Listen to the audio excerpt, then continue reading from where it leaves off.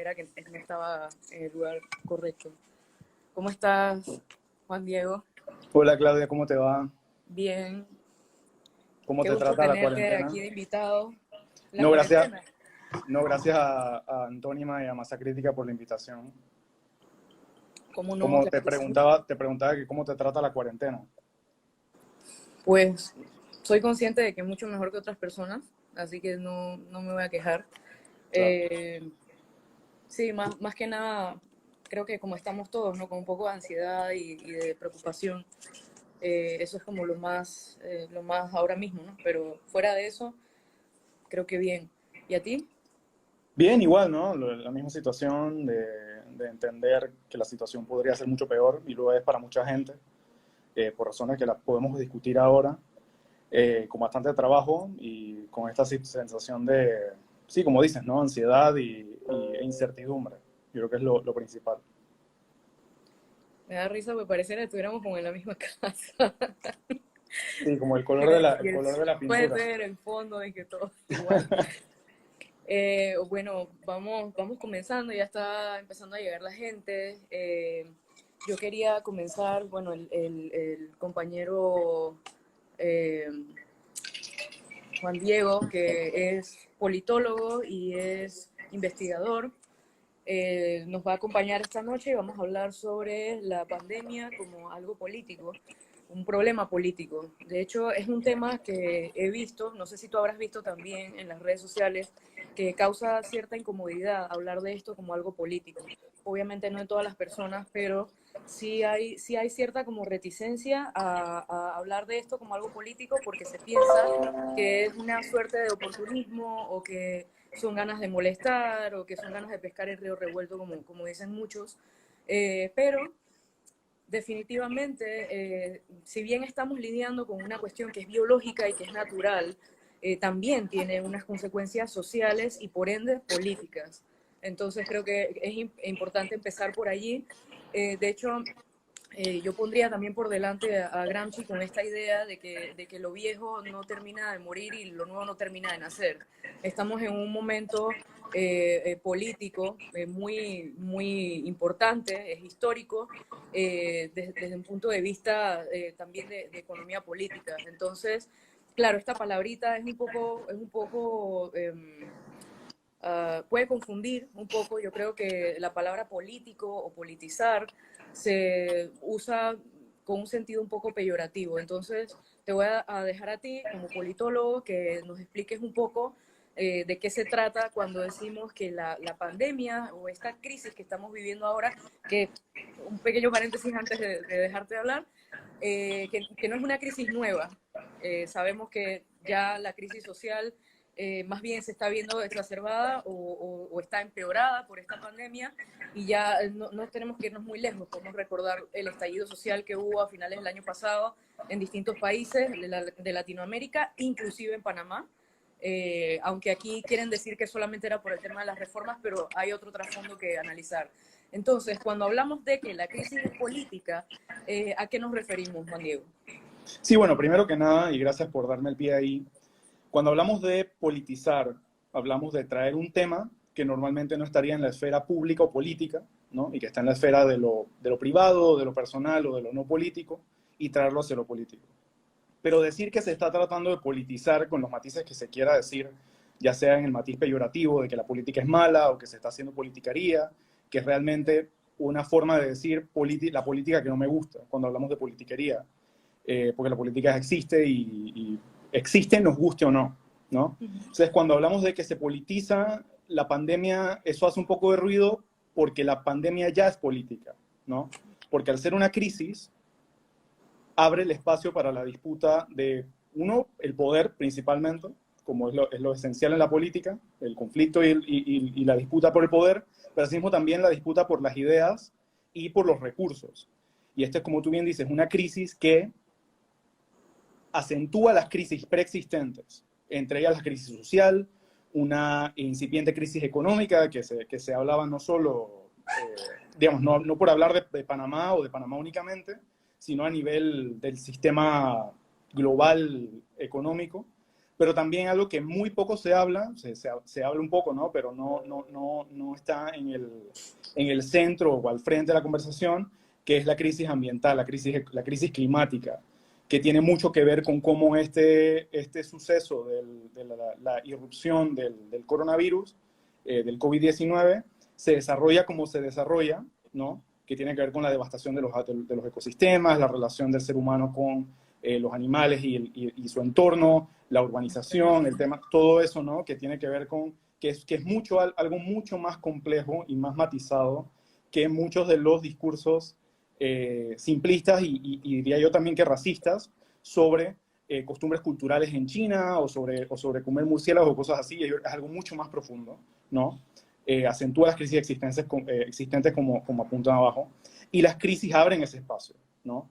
Es precisamente en los momentos de crisis donde la política aflora y donde la política se vuelve el campo de disputa entre diferentes actores que buscan, con visiones distintas de lo público, de lo político, del bien común y demás, poner de frente sus narrativas, sus despliegues de movilización y demás, que esta situación, por las características, por las circunstancias que nos trae, como por ejemplo el riesgo de infección, las medidas de seguridad relativas a el confinamiento, el aislamiento físico, tiene un efecto muy grande sobre la política democrática, ¿no? Que es la política que quisiéramos llevar adelante, sea cual sea nuestro color político o nuestro partido, poner la democracia por delante, ¿no? Cierto. De hecho, en esta pandemia o en esta crisis están a prueba los regímenes políticos de todo signo, ¿no? De hecho, en la última encuesta que hizo el CIEPS sobre el tema del coronavirus y cómo está cambiando el comportamiento y la opinión pública, también se hablaba de esto, ¿no? De un fortalecimiento de una confianza. ¿Tú cómo ves esa cuestión? ¿Puede existir este fortalecimiento de la confianza en las instituciones? Tal vez por la cuestión de cómo el gobierno está gestionando la crisis. No sé cómo tú lo ves. Sí, yo creo que así como hablamos de cómo nos agarra el coronavirus o dónde nos atrapa el coronavirus en nuestras respectivas coyunturas en cada país, en Panamá el estado de la representación política se encuentra en una etapa de malestar. Yo no iría no sería tan apresurado en llamarle una crisis de representación, porque la crisis de representación es un proceso largo, que no solo conlleva lo que sí existe en Panamá, que es un agudo déficit de confianza en las instituciones políticas, ¿no? La asamblea, los partidos, históricamente, en los últimos 10, 15, 20 años han estado en trayectoria descendiente en términos de la confianza que las personas tienen sobre estas instituciones, pero Panamá tiene la particularidad que a pesar, ¿no? En vista de esas, coexistiendo con esa realidad actitudinal de la ciudadanía, nuestra participación electoral sigue siendo consistente, ¿no? O sea, la gente sigue votando bastante, no hay poco abstencionismo relativo a la región, tenemos una participación electoral sumamente alta, inclusive los únicos países en la región que tienen participación electoral más alta son aquellos que tienen voto obligatorio, ¿no? Como Brasil y Bolivia. Entonces, el tema de la crisis de confianza o la crisis de legitimidad que tienen las instituciones representativas más agudamente, que por ejemplo lo que muestra la encuesta del CIEPS, tanto la encuesta de ciudadanía y derechos como la encuesta exploratoria que hicieron sobre el coronavirus, lo que muestra es que aún si varía el nivel de confianza por la coyuntura o no, porque igual es una investigación exploratoria, sobre el gobierno central, ¿no? Sobre las instituciones burocráticas. La confianza que existe sobre las instituciones de representación popular, como los partidos y la asamblea, ¿no? Sigue estando muy bajo. Yo creo que es la encuesta del coronavirus que muestra a la asamblea como uno de los puntos de confianza más bajos, ¿no? Y eso es algo que está sostenido tanto en encuestas como Latinobarómetro y Barómetro de las Américas, así mismo como los partidos, ¿no? Que están en su peor momento en términos de confianza. Entonces, parte de lo que yo pienso que ayuda a cohesionar algún grado de apoyo son dos cosas, ¿no? Y esas las muestran parte también las encuestas, ¿no? Pero también parte de la teoría sobre seguritización, ¿no? Entonces, primero, parte yo recuerdo lo que muestra la encuesta del coronavirus es una amplia confianza en los expertos, ¿no? Ujú.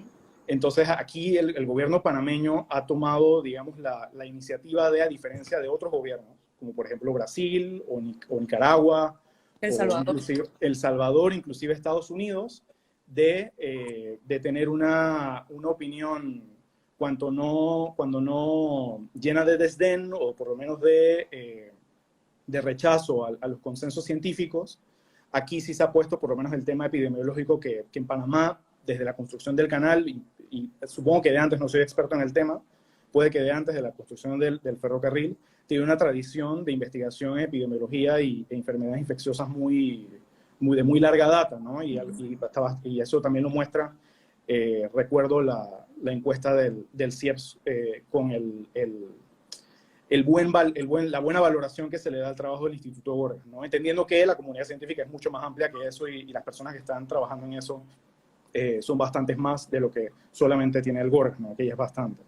Entonces, habiendo dicho eso, yo pienso que la narrativa y el estilo de política que ha llevado, las estrategias de política que ha llevado Panamá no han sido muy diferentes a la que ha llevado el resto del mundo, que es una de securitización, ¿no? Que es tomar un tema y encuadrarlos, hacer un framing, un encuadre, como si fuese una situación de amenaza inminente, de amenaza existencial, que lo es, ¿no? Porque sabemos y los índices de contagio, el tema exponencial, la tasa de mortalidad, todo eso está muy claro y lo ha demostrado la ciencia, pero el tema ahí es las posibles, los posibles efectos problemáticos que puede tener el tema de securitización, ¿no? Al cuestionar dentro de una identidad, el tema de la identidad nacional, el tema de la seguridad, estamos todos juntos, unidad nacional, puede servir como un discurso cohesionador, ¿no? Pero a la vez puede tener problemas, ¿no? Que podemos ver más adelante para nombrar, digamos, solo 4, que por ejemplo, primero es que es una estrategia bastante poderosa. Es poderosa en 2 sentidos. Poderosa en el sentido político o sentido literal, que involucra de manera sumamente de frente, ¿no? Como foregrounded, la capacidad coercitiva del Estado. Y ahí es a donde se han tratado de ir las experiencias exitosas, que todavía es muy temprano para hacer un análisis comparado de cuáles son las estrategias que están funcionando, pero lo que sí se puede saber es que ha sido más bien la capacidad del Estado, tanto de recaudar fondos, tanto de utilizar su capacidad coercitiva en la población, en estas medidas de seguridad, de hacer que la gente se quede en las casas o que obedezca las medidas que está implementando, y de la capacidad burocrática administrativa, en particular en este caso con el tema de la salud y de la comunicación, ¿no? Eso por un lado. Y por otro lado es poderoso porque tiene un elemento cohesionador con esta idea del discurso de guerra, del discurso del enemigo invisible, que ante la amenaza de algo fuera del in-group hace que la identidad colectiva o el afán o la intención del gobierno de presentarse como protector de una identidad colectiva, que somos, digamos, el pueblo, la ciudadanía, los panameños, y eso todo está en disputa, sea importante. Lo otro es que estas estrategias son las estrategias de seguridad, las estrategias securitizantes, son estrategias de corto plazo que pueden quizás eclipsar medidas a largo plazo que, por el trasfondo o el encuadre que se da en términos de seguridad, ¿no? Se puede evitar o se puede eclipsar la posibilidad de darle un trasfondo diferente, ya sea de pobreza o de desarrollo, ¿no? Con lo que hablamos de la crisis social en la que nos encuentra el virus. Y la tercera cosa, yo diría, que es preocupante o que es algo que hay que tomar en cuenta en este tipo de discursos, que pueden ser útiles, ¿no? Que pueden inclusive ser hasta necesarios, el tema del confinamiento, el tema de las medidas de seguridad, todo esto. Todo esto, la securitización es relativamente fácil. Con un decreto se puede establecer una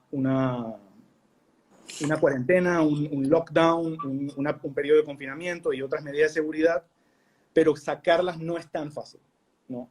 Dar una vuelta atrás no es tan fácil, y eso depende de un montón de cosas, ¿no? De la vocación democrática de la posición política, del mismo régimen, etcétera, etcétera, y eso es algo por lo que se debe estar muy atento, diría yo.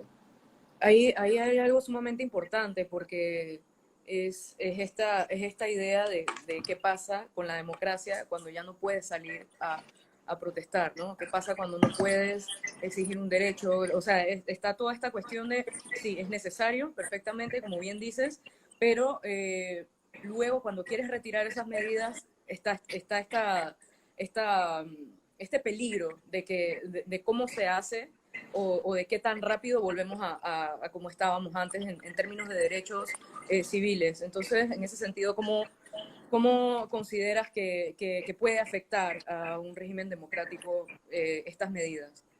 Bueno, yo pienso que lo principal que puede afectar el, el, esta nueva coyuntura, ¿no? El mundo post-COVID-19 en torno a la democracia, no solo en Panamá, sino en general, es precisamente la retrotracción de esas medidas de seguridad que pueden utilizarse, dependiendo de la vocación democrática que tenga el régimen, ¿no? Como herramienta para suprimir la protesta, para evitar las manifestaciones públicas, para evitar el despliegue popular o la organización y movilización popular en búsqueda de derechos, que es, a ver, la democracia no solo ocurre en las urnas, también ocurre en las calles, ¿no? Y eso es importante para la salud de una democracia porque es una forma también de cuando los canales cuando los canales de representación se ven cerrados, y Panamá es un país con una representación muy pobre, ¿no? Tanto, y no solo tiene que ver con la confianza que tienen las personas en sus instituciones democráticas, sino también tienen que ver con temas como el acceso del dinero a la política, el efecto del dinero en la política, la apertura pluralista a nuevas posturas políticas o nuevos partidos, ¿no? Todo eso es parte de ello. Cuando las instituciones no pueden canalizar las demandas democráticas, la calle se vuelve el escenario de la democracia, ¿no? Entonces, no solo por las cuestiones de la misma seguridad, de medidas de seguridad que pueda tener el gobierno de turno sobre panameño o cual sea, sobre lo que se puede hacer o no se puede hacer, sino la misma seguridad natural, si el virus todavía existe, si realmente hay riesgo mayor de contagio y demás, que pueden disuadir a la gente, legítimamente o no, o digamos con razones o no, para salir a la calle a exigir sus derechos, sean cuales sean, y yo creo que esta coyuntura muestra que van a ser muchos los derechos que van a necesitar defensa en las calles, ¿no? Como temas de salud, vivienda, educación, todo esto, ¿no? Sí, que son justamente todos estos derechos que han sido negados en Panamá por 30 años, en otros países por más, con todas las políticas neoliberales, que es lo que ha estado, eso es lo que se ha destapado ahora. Y de hecho, pues es uno de los temores, ¿no?, que se tienen ahora también, y eso es la reticencia también de muchas personas a hablar de política o de enmarcar la pandemia en un contexto político, porque hay gente que teme que se evidencien, bueno, ya no se pueden tapar más, pero un tema que no le gusta a no le gusta a mucha gente, más bien, vamos a ser sinceros, es el tema de clase, el tema de clase y el tema de la desigualdad y cómo afecta esta crisis a unas personas y a otras dependiendo de su clase social. Y eso es algo que se ha visto mucho más agudizado ahora con todas estas políticas que se han dedicado a desmantelar por completo los servicios públicos, que son derechos humanos también, como el tema de la salud, que es el que nos atañe ahora mismo. Y en ese contexto, creo que es importante mencionar por qué hablamos o por qué insistimos algunas personas en hablar de clases sociales justamente. En ese sentido, yo de hecho apelaría también a un recrudecimiento que hay de este concepto de O'Donnell de la ciudadanía de baja intensidad. O sea, son personas que debido a estas políticas que tienen décadas, tienen un menor acceso a ejercer su ciudadanía desde los derechos sociales, culturales, económicos, y eso es lo que se está viendo agravado en estos momentos. Entonces, eso lo quería dejar allí Quería hacerte una pregunta con respecto a eso. O sea, ¿tú consideras, en tu opinión como politólogo, consideras que es importante que se ponga esto sobre la mesa o no es un momento para tratar de clases sociales, de desigualdad, que es justamente lo que se ha destapado ahora mismo? Sí, no, yo creo que la coyuntura se impone, ¿no? Yo creo que el discurso es una cosa, pero también está lo que se evidencia, ¿no? Entonces, el COVID-19, esta crisis del coronavirus, ha volcado las economías nacionales, pero no ha volcado las estructuras de clase, ¿no? Algo que a menudo se habla y que está muy ligado al tema de la crítica a la presunta politización del virus, ¿no? Es esta idea de que en ese afán de la unidad nacional o de que todos estamos en el mismo barco, Ujú. está debajo de eso la idea de que este es un virus democrático, de que nos afecta a todos por igual y de que todos tenemos que poner de nuestra parte, que todos estamos afectados igual y que Eso no es esta no es la cierto. hora de tomar partidos y lo que sea. El virus, obviamente, al ser un organismo que o sea, entre vivo y no vivo, no, objetivamente, o sea, no es discriminatorio porque no puede discriminar, o sea, no tiene actitudes, pero los efectos, ¿no? La severidad y la exposición está fuertemente sesgada a las desigualdades existentes en una sociedad, ya sean de ingreso, de riqueza, de raza, etnia, de género y demás, ¿no? Que entonces, ¿dónde caemos en la división del trabajo? ¿Dónde caemos en la estructura racial de castas? ¿Y dónde caemos en la distribución de la riqueza? Muy literalmente determina nuestra susceptibilidad a una muerte temprana o los efectos que pueda tener esta pandemia. O sea, lo hemos visto no solo en Panamá, y sería muy interesante poder contar con esos datos eventualmente, de cómo se desagrega las víctimas, la mortalidad, no solo a nivel sociodemográfico, sino también territorial en Panamá, a nivel geográfico, para hacer una geografía política del coronavirus en Panamá. Pero, por ejemplo, en Estados Unidos, donde sí se cuenta más con estos datos, ¿no? Se ha mostrado, por ejemplo, por ejemplo, lugares como Luisiana, ¿no? Está Nueva Orleans, que ya tiene una historia de desastres naturales que afectan su política y su tejido social, como lo fue Katrina hace 15 años, ¿no? El 70% de las muertes por COVID en Luisiana fueron personas afrodescendientes, pero solamente los afrodescendientes son el 32% de la población, ¿no? Entonces eso tiene que ver obviamente con correlaciones con pobreza, con el tema de la desigualdad de ingresos y de riqueza, el tema del hacinamiento, el tema de las jornadas laborales, la precariedad laboral, los derechos a los que pueden estar accediendo, ¿no? Es evidente que no todos podemos hacer teletrabajo, no todas las personas pueden trabajar desde casa, no todas las personas pueden confinarse a un hogar donde tienen la libertad y la comodidad de estar ahí por temas que damos por sentados como no tener un abanico, o de que en Panamá que hace mucho calor, o cuando llueve mucho, ¿qué pasa con las personas que viven en cuartos de alquiler o que viven en viviendas informales, ¿no? Y precarias, los mal llamados invasores o precaristas que viven en casas de materiales con las que ellos mismos han construido, que están a una mayor merced de los elementos, ¿no? De la lluvia, el calor y demás, que hace el efecto, digamos, los efectos de salud, no solo física, sino también mental y emocional que puede tener esto sobre las personas, ¿no? Y eso, básicamente, como cualquier desastre, como un desastre natural, el coronavirus lo que hace es magnificar, ¿no? Las desigualdades y yo diría crueldades de un sistema económico desigual y excluyente, pero también yo creo que esta crisis lo que deja en evidencia es que lo que está en juego es la forma en que la sociedad reparte, ¿no? Los costos, pero también lo que produce, y eso es político. Y eso cuesta hablarlo y a la gente no le gusta hablarlo porque es necesariamente conflictivo. Y eso no es algo ni bueno ni malo. La política es conflictiva, es la gestión del conflicto, y la política democrática, la política per se, es básicamente lo que históricamente ha hecho que no nos matemos, ¿no? El surgimiento de las instituciones, el surgimiento de la democracia, es básicamente esa forma de gestionar el conflicto que se produce por las desigualdades sociales. Ahora, en términos de la propia gestión del conflicto, sabemos también, bueno, hay opiniones muy encontradas en cuanto a la gestión del gobierno, ¿no? Que sí, que no, hay mucha polarización, Sin embargo, la gestión de la crisis no solamente se da en términos de salud pública, sino también cultural y simbólicamente. O sea, en estos momentos está no quería usar ese discurso, pero está la batalla contra el virus, está la batalla económica y política, pero también está esta batalla cultural, ideológica y simbólica. No podemos hablar de cultura sin hablar de ideología.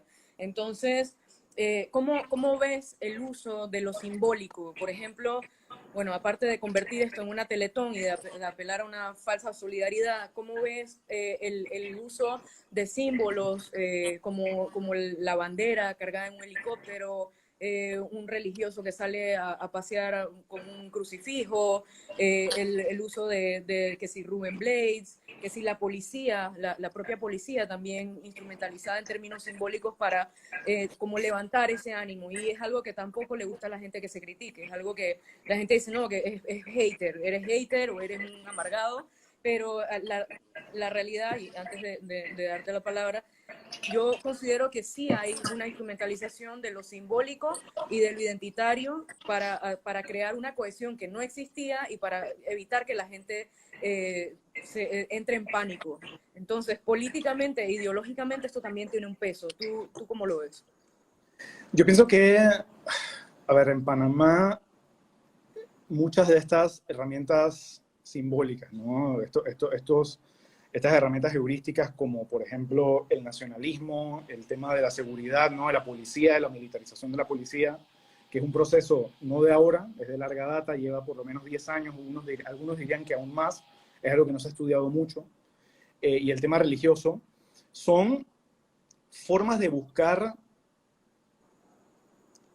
tanto consuelo como cohesión, como ideas que conecten a las personas entre sí y hacia el Estado, ¿no? Entonces, lo que es negativo, diría yo, de esas formas, particularmente la policía, lo bélico o lo policivo-militar, porque el hecho de que no haya ejército no significa que algo no esté militarizado o sea un discurso militar, Así es. y el tema religioso, es que estas son instituciones que no son democráticas y son instituciones más bien jerárquicas y verticales, ¿no? Entonces, algo que ha investigado, por ejemplo, la politóloga Claire Nevash, cuando en sus estudios sobre las iglesias evangélicas, es que muestra cómo a medida en que van bajando la confianza en las instituciones democráticas, como son la asamblea, como son los partidos, ¿no? Que son, uno diría, los instrumentos, ¿no? Los El vehículos propio mediante los Estado cuales también. el Estado, que se canaliza la agregación de intereses colectivos o las grandes demandas, las grandes orientaciones colectivas, es así mismo, a medida que se va debilitando estas instituciones, se fortalecen instituciones como la policía y las iglesias, la iglesia católica y las iglesias evangélicas, que no, como dije, no son democráticas y son verticales, a pesar de tener otros vicios como el tema de género y demás, que no son precisamente los que uno pensaría en una sociedad democrática y de derechos, y un Estado de Derecho, lo que deben estar guiando la política pública o canalizando o articulando las demandas colectivas, ¿no? Sí, Pero es, correcto, porque en el caso de las iglesias evangélicas, que está ampliamente estudiado como la ausencia del Estado en la periferia, en los barrios de la periferia o en los lugares de más difícil acceso, en los barrios populares, más bien se han metido ellos a llenar ciertas necesidades y también, de hecho, en este escrito que Claire publicaba en estos días, hablaba también de cómo han pasado a llenar o cómo han pasado a adoptar estas retóricas mercantilistas, individualistas, que son propias de una modernidad liderizada por unos valores o cohesionada en torno a valores neoliberales, ¿no? Eso también está allí y parte de esta lógica del individualismo, de no seguir las reglas sanitarias, etcétera, eso sin ¿cómo se llama? Sin estigmatizar, porque yo no critico las creencias, pero sí está este análisis que me parece muy interesante que hace Claire en ese sentido.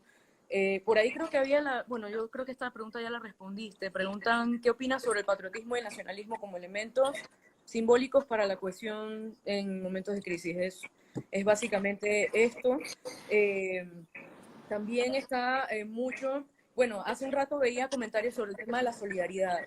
Cuando hablo de una solidaridad falsa, a ver, yo soy colectivista 100%. Yo creo siempre en el bien común y en priorizar al grupo por encima del individuo.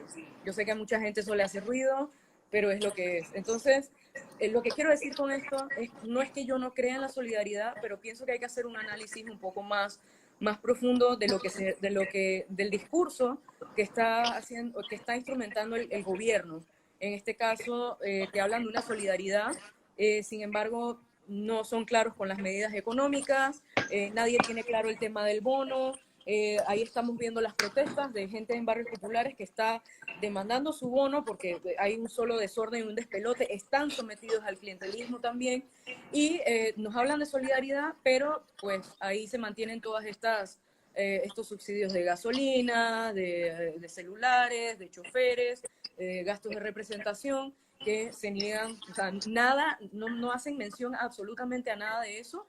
Y por otro lado, que es lo que me parece más importante, es que hablan de una solidaridad, pero el gobierno se está poniendo del lado del capital, y yo creo que eso está bastante evidente, al no querer siquiera sancionar este proyecto de ley de la moratoria, que de hecho también tiene cuestiones que habría que revisar, porque es ultra focalizada esta política, pero es falso este discurso de la solidaridad, lo están convirtiendo en una teletón, ahí vimos el concierto, y están trasladando la responsabilidad del Estado al individuo, a que te sientas mal si no donas $10. Cuando, o sea, tú eres el que te partes el lomo, tú no sabes qué va a pasar mañana, pero te dicen, si puedes pagar las cuentas, págalas. Y yo, o sea, yo no sé qué va a pasar mañana. Entonces, no me apruebas una moratoria, pero solidaridad. Pero, solidaridad, pero no le digo a los bancos que tienen que acatar una u otra política. Entonces, en ese sentido es lo que yo digo de esta solidaridad, que ¿quién va a cuestionar que hay que ser solidario? Claro que hay que ser solidario, pero a mi parecer es una retórica un poco hipócrita, por decirlo de una manera muy simple, de decirte que seas solidario cuando están todas estas otras condiciones por abajo. No sé si querías comentar algo de eso. Sí, no, claro. Mira, sobre lo que dices acerca de la solidaridad, ¿no? La solidaridad es un principio, yo creo que es aspirable en cualquier sociedad, ¿no? O pienso que debería serlo. Pero los problemas públicos requieren soluciones públicas, ¿no? Y yo creo que aquí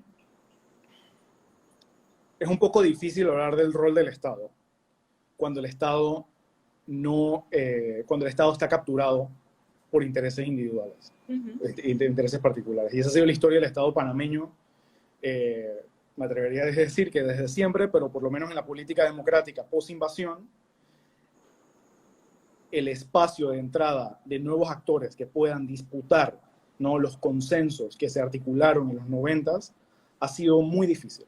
O sea, ha sido casi imposible. Se han intentado nuevos actores entrar que hagan alguna apelación diferente, ¿no?, de ideas diferentes de la redistribución o de la distribución, sobre cómo se maneja la economía, a quién le llega qué, ¿no?, qué se reparte y cómo se reparte y a quién se le reparte, ¿no?, que son las grandes preguntas de la democracia, las grandes preguntas de la economía política. Básicamente tenemos en Panamá dos posturas. Una, que es clientelar, ¿no?, que utiliza la política partidista para el intercambio de bienes a cambio de votos y el patronazgo y otras formas de clientelismo para el apoyo electoral, el apoyo partidista, que esa ha sido la historia de Panamá, por lo menos desde el año 90, pero seguramente desde mucho antes se podría decir. Pero también está la lógica neoliberal, ¿no?, que es no, como dice mucha gente, yo por lo menos sostengo que el neoliberalismo no implica la reducción del Estado, sino la transformación del Estado a una lógica de mercado.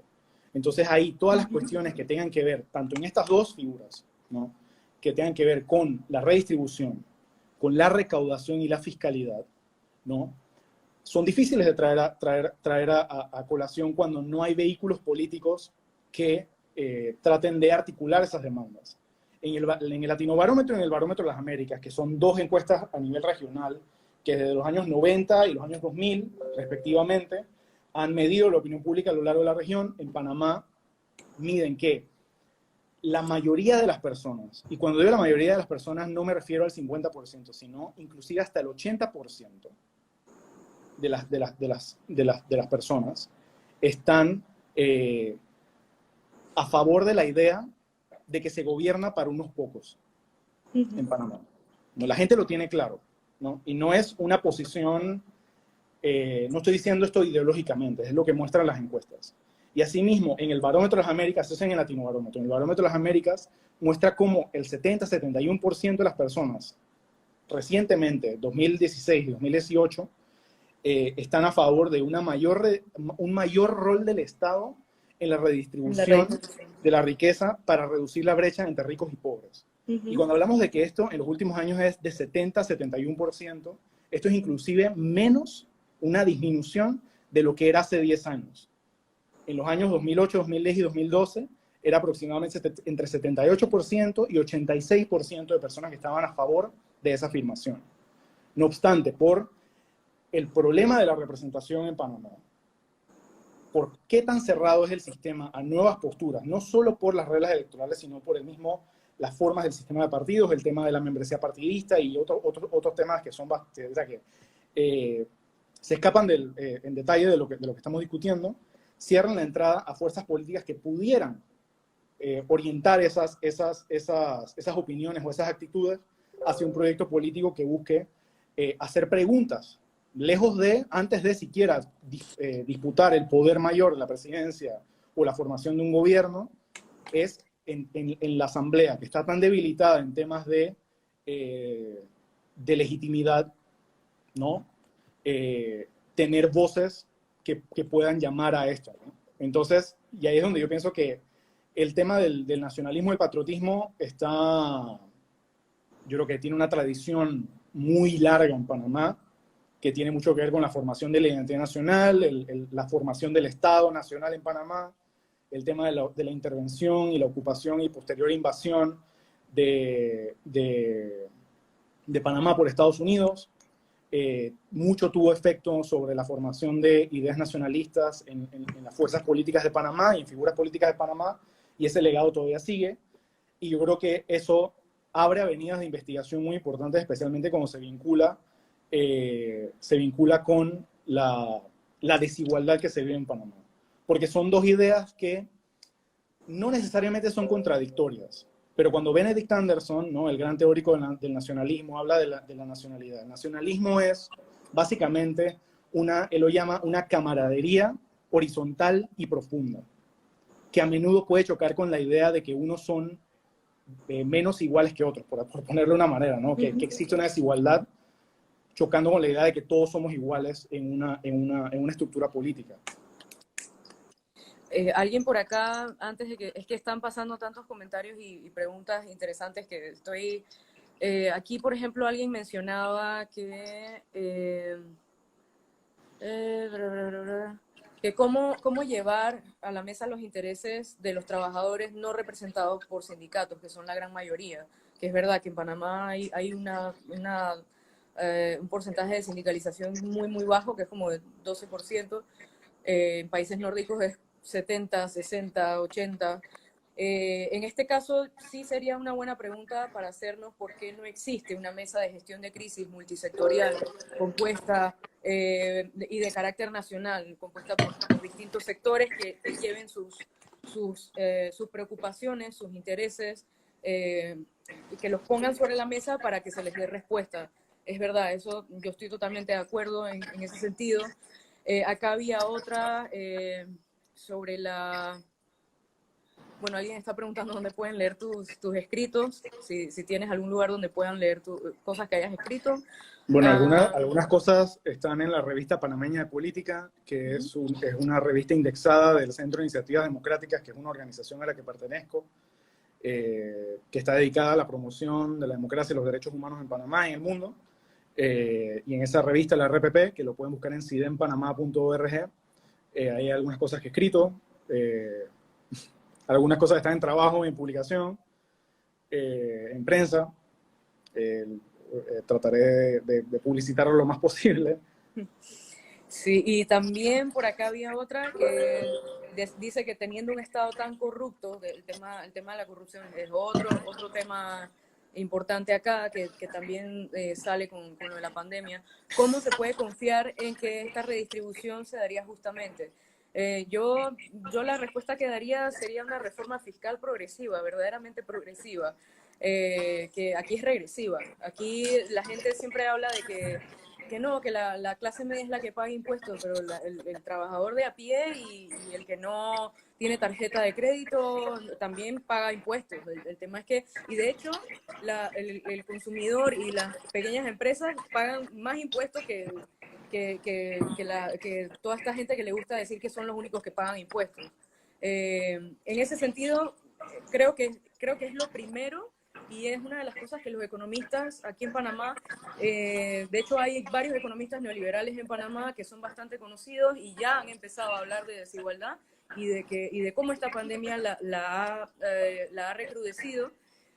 Sin embargo, nunca los vemos hablando de una reforma fiscal. Entonces, eso por ese lado. Claro, no vamos a tener, tendría que verse también otro tipo de políticas porque de nada vale que recauden más impuestos si realmente no se van a utilizar para lo que es, ¿no?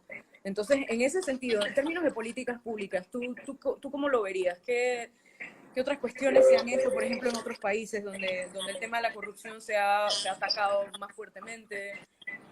¿Qué conoces de eso? Yo pienso que, yo no pienso que sea algo necesariamente dicotómico, ¿no? Yo no pienso que hablar de redistribución o hablar de los problemas estructurales necesite obviar el problema de la corrupción, que es cierto, que es un problema, ¿no? Pero yo pienso que el problema de la corrupción, el problema, yo diría que no solo la corrupción, sino la transparencia, de cómo se politiza la transparencia en Panamá, por lo menos nosotros tuvimos una oportunidad que desaprovechamos, que fue la coyuntura de los Panama Papers. A nivel mundial, eso abrió muchas preguntas sobre el tema de la financiarización del capitalismo, de el tema de los paraísos fiscales, el tema de dónde va los impuestos, la deuda social que se tiene sobre el tema de pagar lo justo, lo que se debe, y cómo, que está ligado a cómo se genera la riqueza. Yo creo que parte de cómo se va el tema de los impuestos es que se obvia de la conversación cómo esa riqueza se generó en primer lugar, que necesita del Estado, necesita de protección de la propiedad privada del Estado en la versión más liberal, pero también con la reproducción de la fuerza laboral, en la educación, con la mano de obra, pero también las carreteras, la electricidad, el sistema jurídico, todo eso es algo público y las personas están haciendo dinero con eso. Lo justo sería que pagaran algo, ¿no? Algo justo para poder seguir con ese sistema o uno mejor, ¿no? Entonces, Entonces, de hecho, en estos momentos debió haber sido una política económica también que en otros países, en casos de emergencia, ha sucedido. La sí. cuestión de un impuesto de emergencia a la fortuna. El otro día lo dije en Twitter y de una vez me cayó un poco de gente a decirme que era una resentida. Sí, y Pero se entonces, hace, se hace. sí. Entonces, hablar del tema de la politización de la transparencia. Entonces, aquí en Panamá se perdió su oportunidad, diría yo, y hubo básicamente, con ese esquema de lo que hablaba de cómo la politización básicamente busca desde lo afuera, ¿no? Lo que está fuera de lo político hacia adentro, ¿no? El tema de la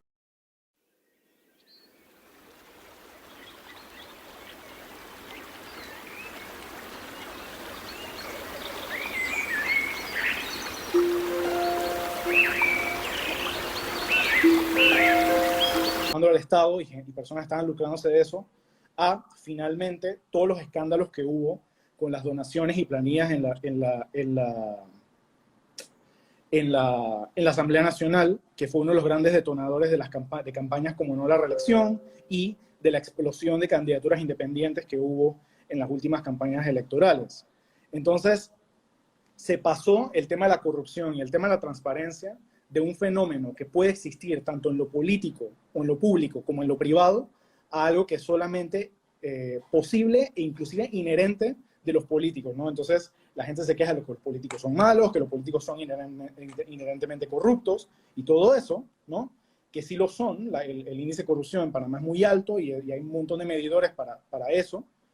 eh, pero es una conversación incompleta, ¿no?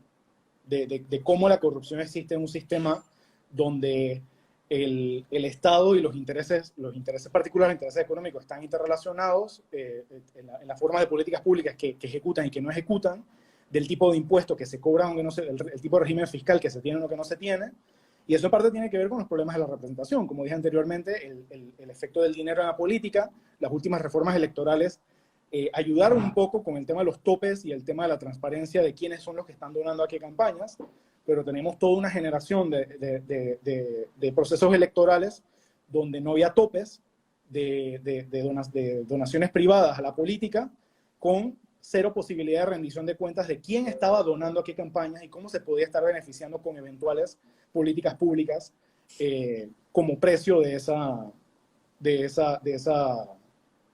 relación, ¿no? Entonces, si la corrupción es un tema que hay que arreglar antes que la redistribución, yo pienso que están conectados. Yo no pienso que necesariamente se haya que obviar el tema de la corrupción, pero sí es importante la visión que se tiene de lo público junto con la idea de cómo se maneja, ¿no? ¿Cuál es el norte de lo público? ¿Qué es lo que se debe hacer? Y eso solamente se hace a partir de la política representativa, ¿no? Y la participación popular de las personas en los procesos electorales y en la captación de las acumulaciones de agravios y demandas, ¿no? Que son las instituciones democráticas las que pueden producir entonces esas políticas públicas que reflejen lo que la gente realmente necesita, ¿no? Y lo que la gente realmente quiere, para que haya una representación de mejor calidad, por ponerlo de una manera. Sí, o sea que el discurso anticorrupción, que de hecho también se disparó mucho con todos estos casos de alto perfil que estabas mencionando, es correcto que hay que, o sea, es lógico, hay que hablar del tema de la corrupción, pero creo que hay que ir un poco más allá, porque sí se está, un discurso que se ve bastante en redes es: si no se hubieran robado no sé cuántos millones, que los bates de Benicio, que no sé qué, y es siempre el discurso anticorrupción, que dicen que que si ese dinero estuviera, tendríamos no sé cuántas camas y respiradores. Está bien, o sea, yo pienso que es cierto que definitivamente si esa plata estuviera, se podrían hacer muchas cosas, pero también es importante ver lo más estructural, o de qué es lo que qué tipo de corrupción es. O sea, sabemos que es un Estado clientelar, una democracia clientelar, la que nace después de la invasión. O sea, hay unas cuestiones más estructurales y más históricas ahí que ir un poquito más allá que solamente el tema de la corrupción, que como tú bien dices, sí, hay que tocarlo, pero no es lo único. Acá creo que estaba bien, sí, creo que vamos a sortear un libro ahora al final, que estaban preguntando por acá, ya ahora, viste, ya se me acostumbré, mentira. Por aquí estaban haciéndonos una pregunta para que no se nos acumulen, porque son varios comentarios.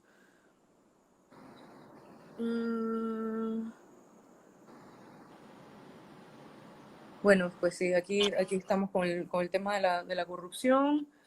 Había una pregunta importante por aquí. Bueno, sobre el daño del discurso antipolítico, toda esta corriente incompleta de la corrupción como raíz de todos los problemas. Eso es justamente a lo que me refiero. El discurso de la antipolítica, de que no, todos ninguno sirve, todos que se vayan, cierren la asamblea. Ese es el discurso un poco de la antipolítica. Entonces, acá también lo estaban mencionando.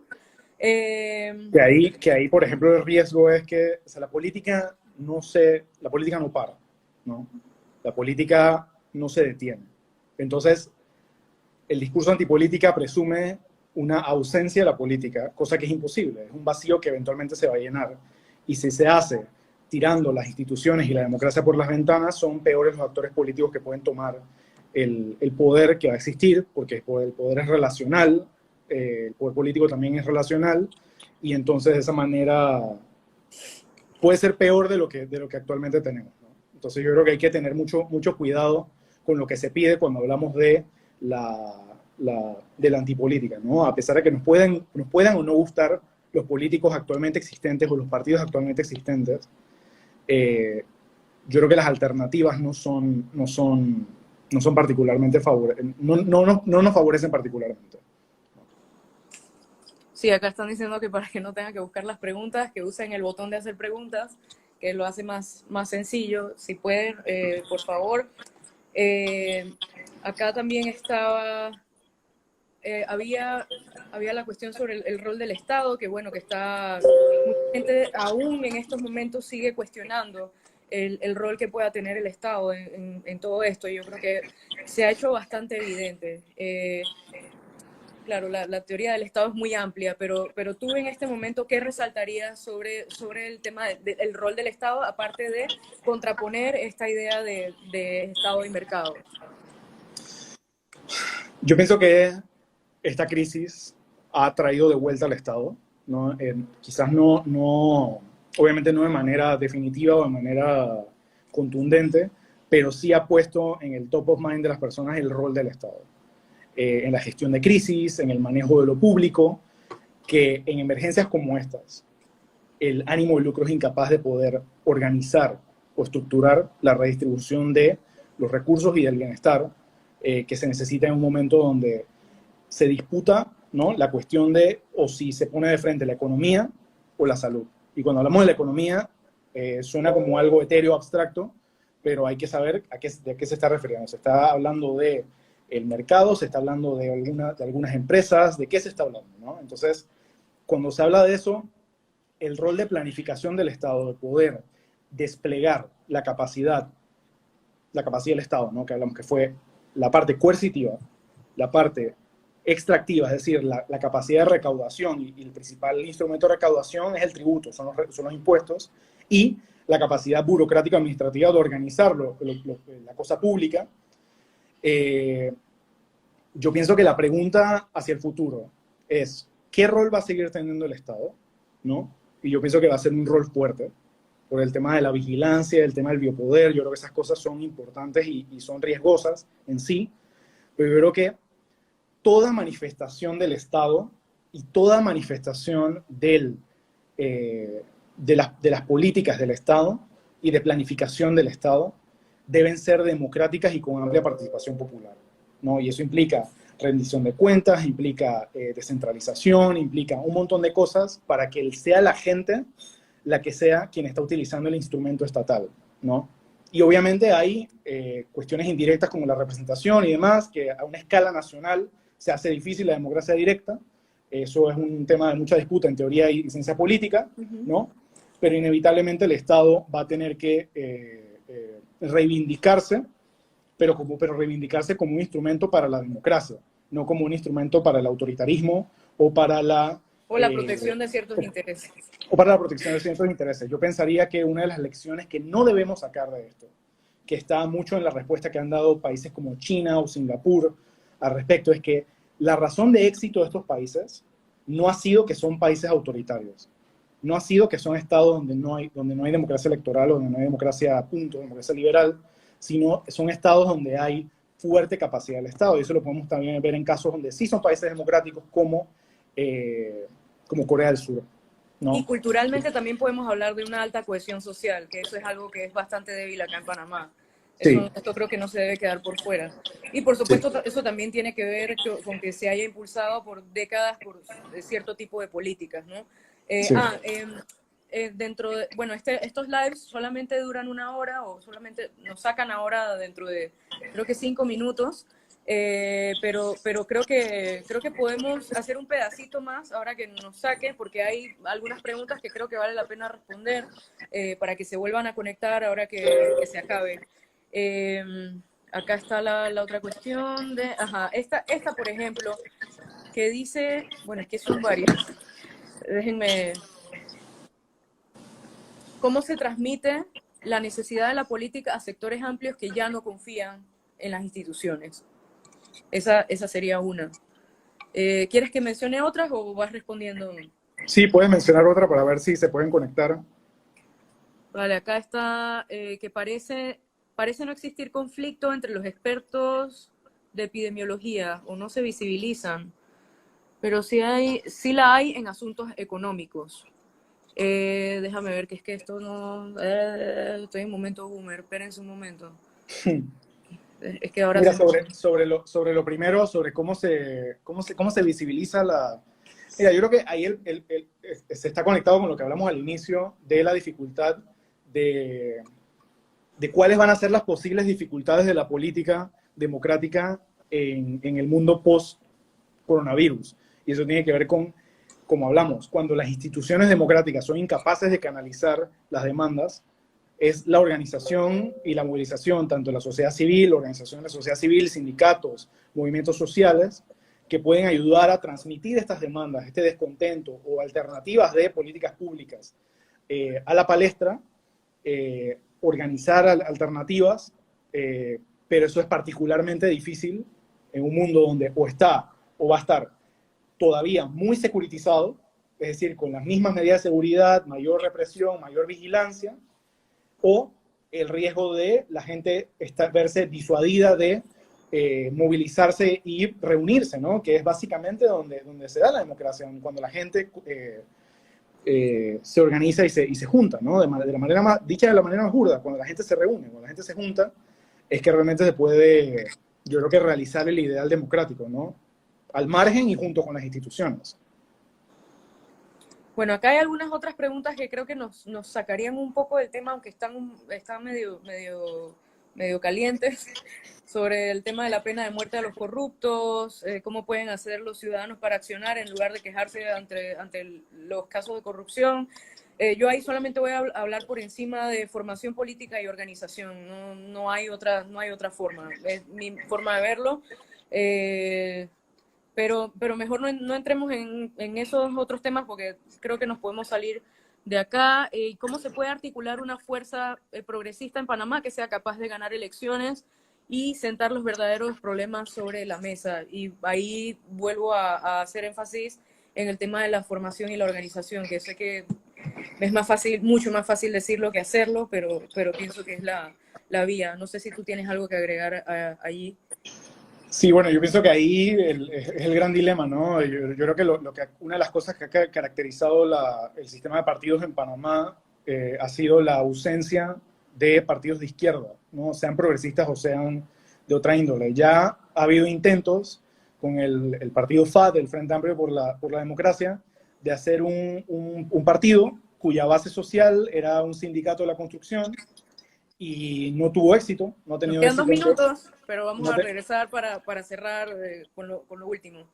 no ha tenido Ajá. éxito, ¿no? Entonces yo creo que ahí lo que dices tú es la organización de diferentes sectores. Posiblemente, es muy posible que la izquierda en Panamá tenga que verse de otra manera, salvo la izquierda estrictamente obrera o de la construcción, digamos, como era el proyecto del Suntrax, articulando diferentes visiones, no solo materialistas o de economía política, sino también cuestiones progresistas como los derechos de la mujer, los derechos LGBT, el tema ambiental y otros que, a ver, pueden organizar ese tipo de partidos, ¿no? Vale, entonces, bueno, nos queda un minuto. No sé si acá un segundo, que creo que queda chance para... bueno, están preguntando sobre el tema de cómo analizarías o qué opinión te merece el tema de la ley seca, que puede sonar como algo bobo, pero creo que, bueno, ha traído bastante debate y también está la cuestión de las libertades individuales ahí, ¿no? De que no puedo hacer lo que me da la gana en mi casa. Entonces, ¿qué opinión tienes sobre eso? Mira, yo creo que ahí lo principal es que cuando el gobierno toma decisiones políticas públicas, hay una necesidad de comunicar y explicar bien. Y así como al inicio, cuando hubo la segregación por sexo en las salidas de las personas, que hubo preguntas de por qué se estaba haciendo, de por qué que si eso es discriminatorio, qué pasaba con las personas trans, hubo muy poca explicación al respecto, de modo que queda un vacío de especulación y de posibilidades de explicación sobre qué está Vamos a volver pasando. a conectarnos, perdona, es que ya nos 2 segundos, volvemos en 2 segundos.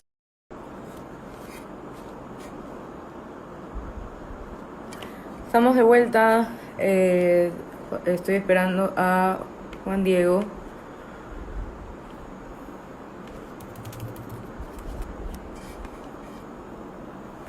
Se me trabó el celular, por eso demoré en entrar. Estamos esperando a Juan Diego para terminar con las preguntas. No sé si quieren hacer alguna otra. Había unas que de pronto nos iban a sacar un poco el tema, pero bueno, se respondieron allí algo por encima. Si alguien quiere mencionar algo más. Y Juan Diego aparece, porfa. Listo, vamos para allá.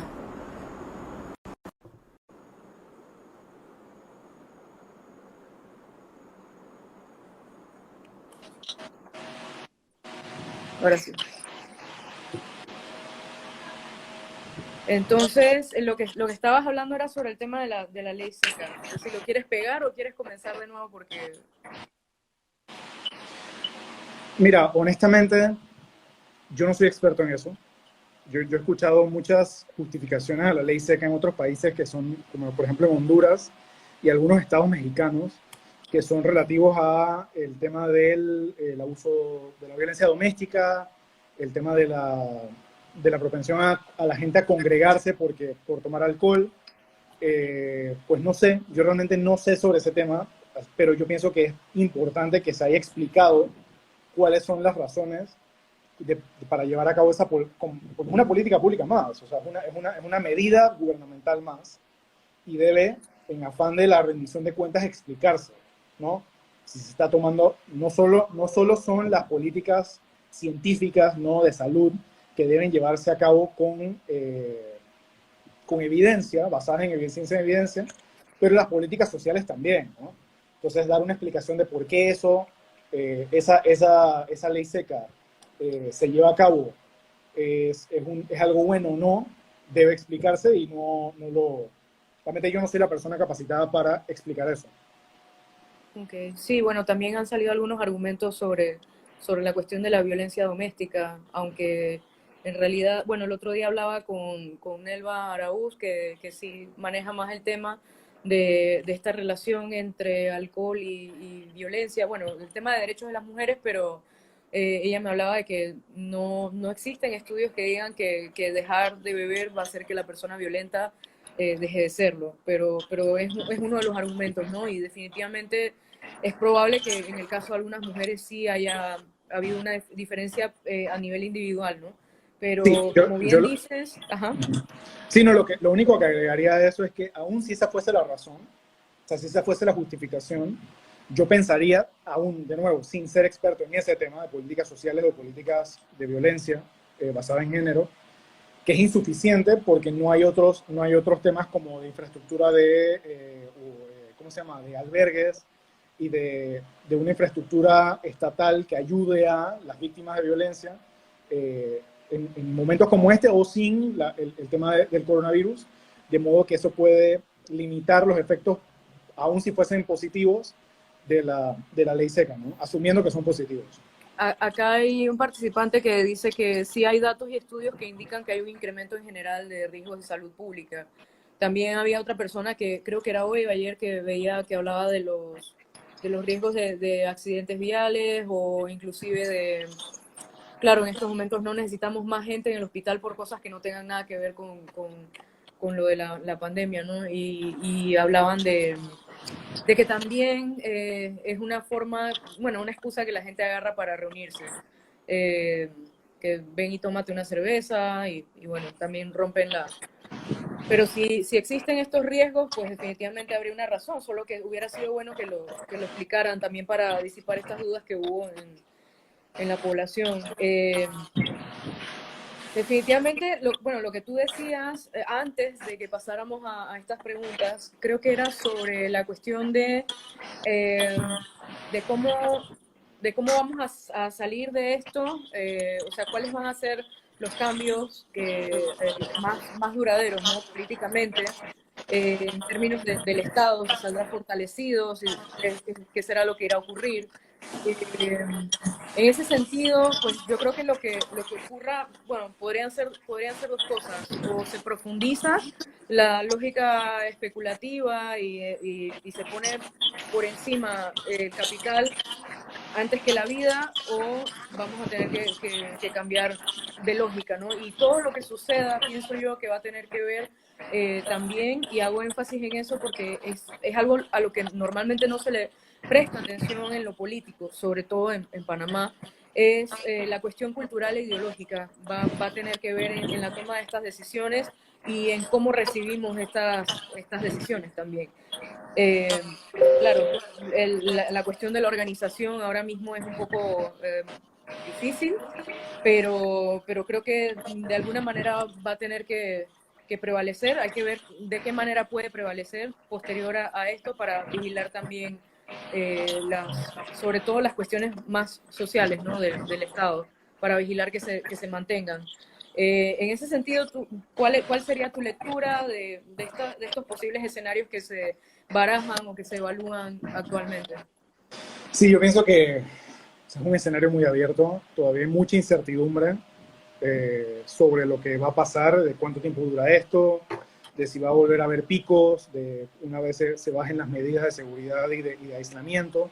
Yo creo que todo eso está sobre la mesa.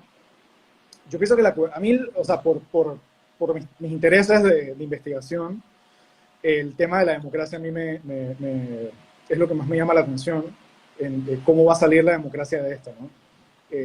Porque el rol del Estado y la cuestión del Estado, lejos de ser algo neutral, sí es algo que tiene diferentes matices, ¿no? Está el aspecto positivo, potencialmente positivo, de reorientar la redistribución, de poner de frente la vida y la salud frente a la economía o el capital, ¿no? Y qué herramientas tiene para eso. Pero lo otro que sí tiene que reconocerse es que en ese mismo nivel de capacidad de Estado que hablamos de recaudar impuestos, ¿no? Como algo positivo, está la capacidad coercitiva del uso de la fuerza y la violencia, ¿no? Entonces, si la democracia sale de las calles, ¿a dónde se mueve? ¿No? ¿Cuáles son los foros públicos? Entonces, obviamente, la respuesta inmediata es el Internet, pero no todo el mundo tiene Internet en Panamá. Entonces, eso ya mete un tema ahí de la desigualdad sumamente fuerte, pero también sobre las posibilidades de otras avenidas de vigilancia que puede tener el Estado del tema de la organización, el tema de la crítica, que es algo que a mí, por lo menos, es algo que me preocupa un poco con el discurso de la unidad nacional, que obviamente se tiene que poner la solidaridad de frente y eso tiene que ser claro, el tema de que este es un problema que afecta a todo el mundo, pero diferentemente, y magnificando las desigualdades, pero sí afecta a todo el mundo, o sea, es un tema que afecta a todo el país y está afectando a todo el planeta, pero lo importante ahí es que se maneje de una manera democrática, ¿no?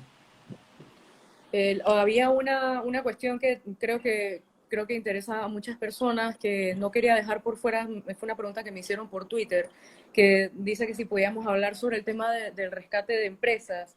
Esta persona me estaba mencionando el ejemplo de Inditex, que como sabemos es esta grandísima empresa de Amancio Ortega, que son los dueños de Zara, Pull&Bear, Bershka y todas estas tiendas de fast fashion. Entonces, esta persona me comentaba que finalmente, porque primero él estaba como ateniéndose a una especie de rescate de los sueldos de los trabajadores y trabajadoras, pero ahora al parecer se va a hacer cargo de los sueldos de ellos durante la pandemia. Entonces esta persona lo que me pregunta es si creemos que es posible que haya empresas panameñas que hagan lo mismo. Definitivamente va a depender del tamaño de la empresa, ¿no? Ahí tenemos el caso de Copa, que también ha sido bastante controversial.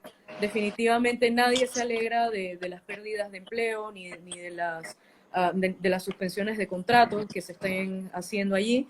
Eso no es algo que alegre a nadie, sin embargo, también tenemos que ponernos a pensar en que no es una...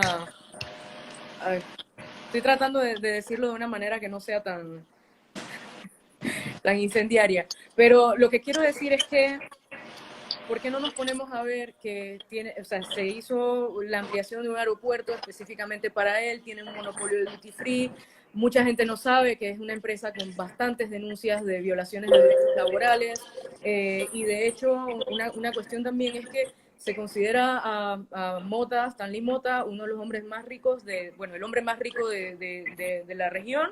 Sin embargo, no sabemos a cuánto asciende su fortuna, pero él está pidiendo $600 millones para que le rescaten Copa. Entonces, en el caso de una empresa como esta, diría yo que, por favor, o sea, ¿qué, qué opinas? O sea, definitivamente depende de las empresas. No le vamos a pedir a una pequeñita empresa, que son las que necesitan justamente que les hagan un rescate, que hagan este tipo de medidas, pero hay unas que definitivamente lo pueden hacer. Yo creo que, o sea, sin decir mucho más, yo creo que situaciones como esta, coyunturas críticas como una pandemia o básicamente las crisis, revelan dónde están puestas las prioridades de un Estado, ¿no? Y de una sociedad, y la capacidad de orientar las políticas públicas hacia ello, ¿no? Entonces, en otras latitudes se habla de dos tipos de rescates, que yo creo que deben ser los prioritarios, que es el rescate de los de abajo, rescate popular, rescate de la gente, y que los rescates o los estímulos que hayan sean no para seguir reproduciendo los mismos efectos nocivos que puede tener un sistema económico de un país o a nivel global, como pueden ser la contaminación o el extractivismo y demás, que sea eso lo que se llama un green stimulus, un estímulo verde, un rescate verde.